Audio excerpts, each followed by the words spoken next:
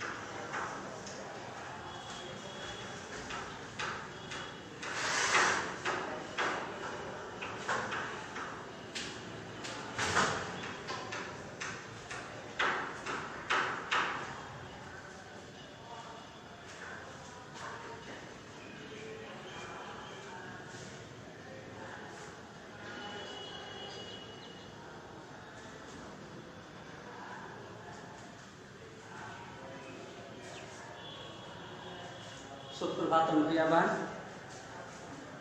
आज कक्षा चतुर्थ के विषय हिंदी पाठ तृतीय पढ़ाने जा रहे हैं। जैसा कि आप जानते हैं कि अभी हम सबों को वीडियो से ही पढ़ना है, इसमें थोड़ी समय की पाबंदी है। समय को ध्यान में रखते हुए हम लोग कम समय में अधिक से अधिक कार्य करना चाहते हैं। आप लगभग 1 मिनट तक आपने बोर्ड पर देखा होगा, ये पाठ 3 रत्नाकर जो है, इस पाठ 3 के अभ्यास प्रश्नोत्तरी है। अभ्यास प्रश्नोत्तरी में पहला प्रश्न है पढ़ो और समझो, जिसको कि हम लोग शब्दार्थ कहते हैं। आप स्वयं से इसको अपने पाठ्य पुस्तक के माध्यम से इसको लिखेंगे।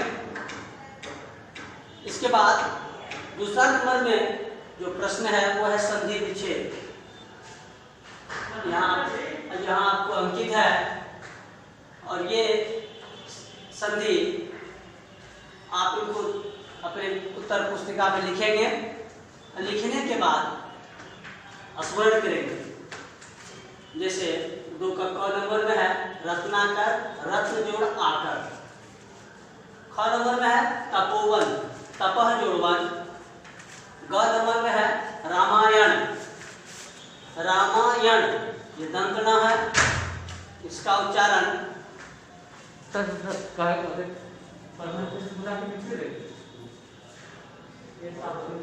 राम जोड़ आयन। यहाँ पर यह ध्यान देना है, ये मूर्धन्त न है।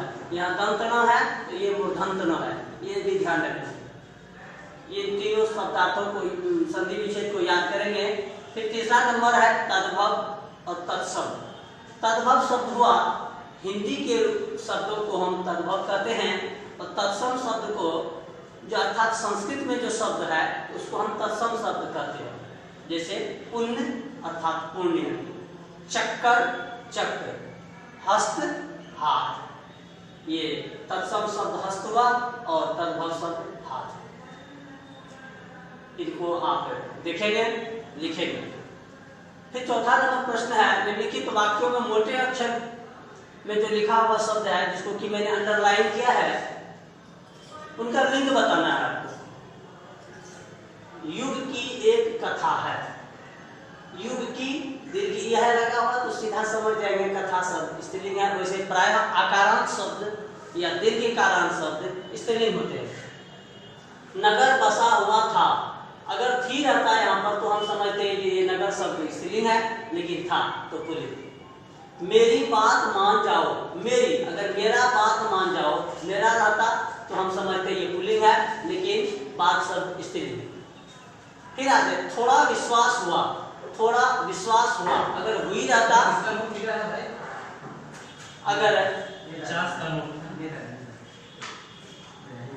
अगर थोड़ा विश्वास हुआ, हुआ शब्द में अगर हुई शब्द रहता तो हम समझते स्त्रीलिंग है, लेकिन हुआ आकारांत है तो ये पुल्लिंग। क्षमा मांगी, क्षमा मांगी स्त्रीलिंग, मांगी मांगा रहता तो पुल्लिंग होता।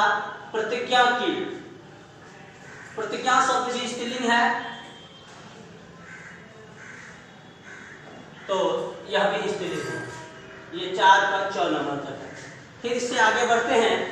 5वां नंबर का रहा है पाठ के आधार पर संयुक्ताक्षर शब्दों की पहचान करते हुए किन्हीं 5 शब्दों को लिखे। आपके 5 में अनेक ऐसे शब्द हैं, मैंने 5 शब्द लिखा है और आप 5 से भी अधिक भी लिख सकते हैं। अब आ जाए संयुक्ताक्षर शब्द कैसे करें। संयुक्त अक्षर अर्थात संयुक्त हो, दो शब्दों से, दो वर्णों से जो मिला हुआ शब्द हो उसको हम संयुक्त अक्षर कहते हैं। अब जैसे रत्नाकर, तो और न, दो शब्द जुड़ा हुआ है, दो वर्ण जुड़ा हुआ है, तो ये हो गया रत्नाकर। विश्वास, तालव्य से और व जुड़ा हुआ है।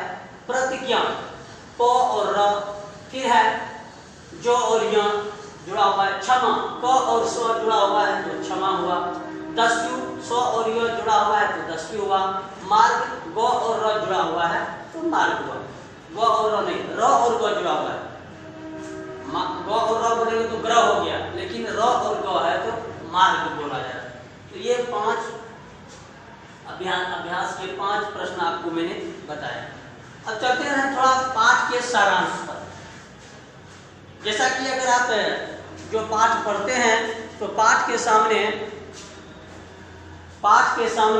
अगर आपको जब आप पढ़ाया जाए, आप जब वीडियो ऑन करते हो तो अगर वहाँ आप पाठ को रखेंगे, किताब को रखेंगे तो बहुत लाभ होगा। इस पाठ का नाम है रत्नाकर और यह पाठ पढ़ने से हमें क्या लाभ होता है, जिसको हम लोग बोलते हैं जीवन मूल्य। जीवन में हमारे क्या लाभ होगा, तो इस पाठ से हमें यह जीवन में सीख मिलती है कि हमें अपने कर्तव्य की पहचान रखनी चाहिए। हम जो कार्य कर रहे हैं वो कहाँ तक सही है, कहाँ तक गलत है, इसी कहानी के माध्यम से आज हम आपको बताने जा रहे हैं। ध्यानपूर्वक आप सुनेंगे और मुझे विश्वास है जब आप वीडियो ऑन करते हैं तो पुस्तक भी सामने रखेंगे और पाठ 3 को आप सामने रखेंगे। बहुत पहले की बात है, जैसा कि आप पुस्तक के माध्यम से देख रहे हैं, यहाँ पर नारद मुनि है, ये रत्नाकर है, इसको बांध दिया गया है, फिर यही नारद मुनि को खोल दिया गया है। रत्नाकर यह क्षमा याचना कर रहा है, बाद में वही रत्नाकर आज हमारे वाल्मीकि रामायण के नाम रचेता, जिसको कि हम लोग महर्षि वाल्मीकि, आदि कवि वाल्मीकि के नाम से जानते हैं। तो इस कहानी को हम शुरुआत करते हैं। बहुत पहले की बात है, देश में चारों ओर सुंदर उपवन, पवित्र तपोवन और घने वन थे। उनके आसपास गांव थे। बहुत से गांव के बाद नगर बसा हुआ था, परंतु यह कथा नगर ग्राम की नहीं, एक वन की है, वन जंगल की। एक बार नारद मुनि तपोवन से एक वन में जा रहे थे। उस वन में रत्नाकर नामक दस्यु, जिसको हम लोग डाकू कहते हैं, रहता था। रत्नाकर वन में आए लोगों को लूटकर अपना जीवन बिताता था। वह भयानक लुटेरा डकैत था। नारद जी को रत्नाकर ने घेर लिया। तीर धनुष और भाले से सजे धजे दस्यु ने कठोर स्वर में कहा नारद से कि जो तुम्हारे पास है निकाल कर मेरे सामने रख दो। नारद जी ने उत्तर दिया, मैं साधु हूँ, मेरे पास तो कुछ नहीं है, मैं क्या दूंगा, मुझसे बहाना मत करो। दस्यु कहता है, प्राण बचाना चाहते हो तो मेरी बात मान जाओ, इस जंगल में मेरा राज्य है। रत्नाकर ने उसको डराया, धमकाया।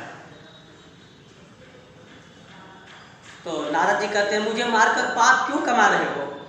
बहुत दिनों से तुम लूट मार कर पाप इकट्ठा कर रहे हो, ऐसा क्यों कर रहे हो? ऐसा नहीं करना चाहिए।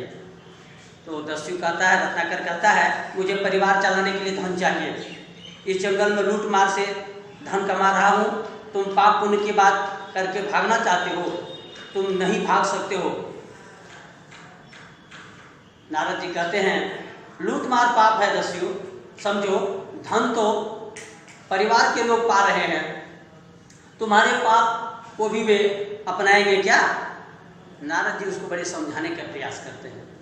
इस बात को समझने की जरूरत है, तुम समझो, पर तुम तो भागने के चक्कर में हो, मैं तुम्हें भागने नहीं दूंगा, ऐसा डाकू ने उसको कहा।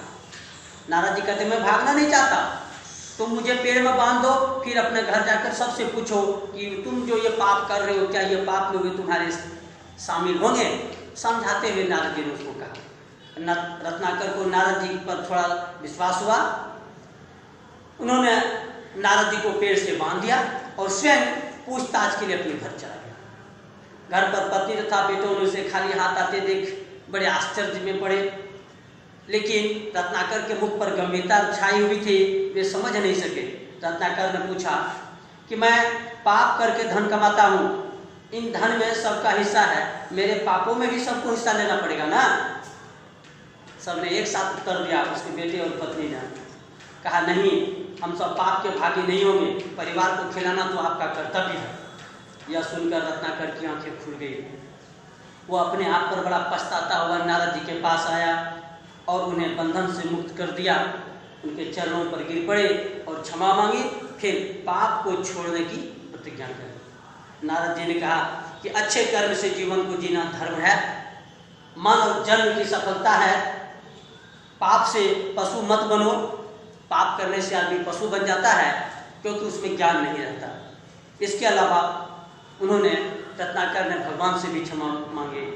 रत्नाकर ने सिर झुकाकर नारद जी के वचन को सुना, भगवान की भक्ति उसी दिन से लग गया।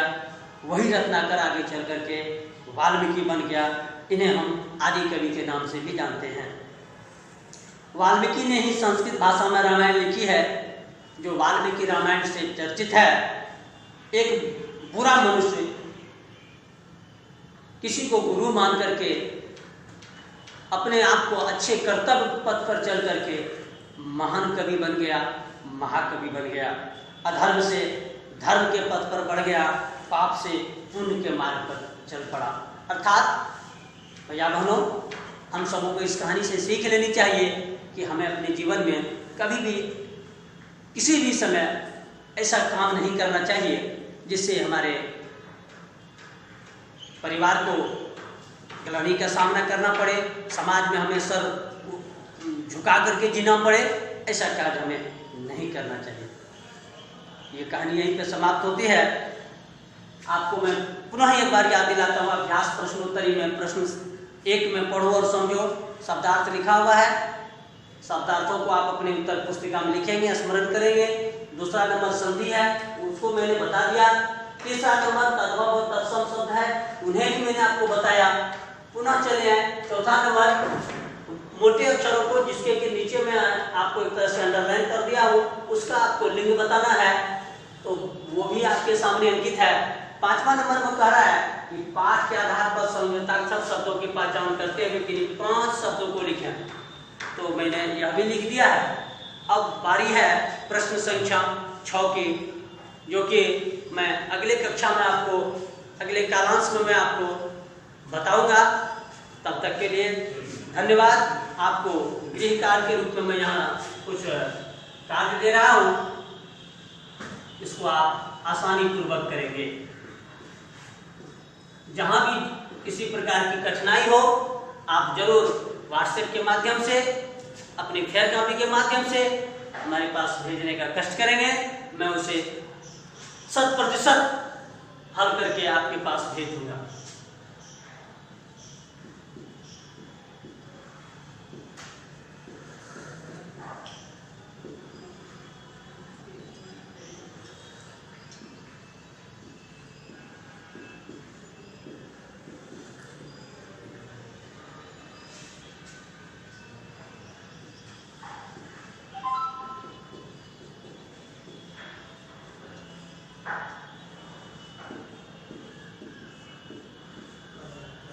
धन्यवाद भैया।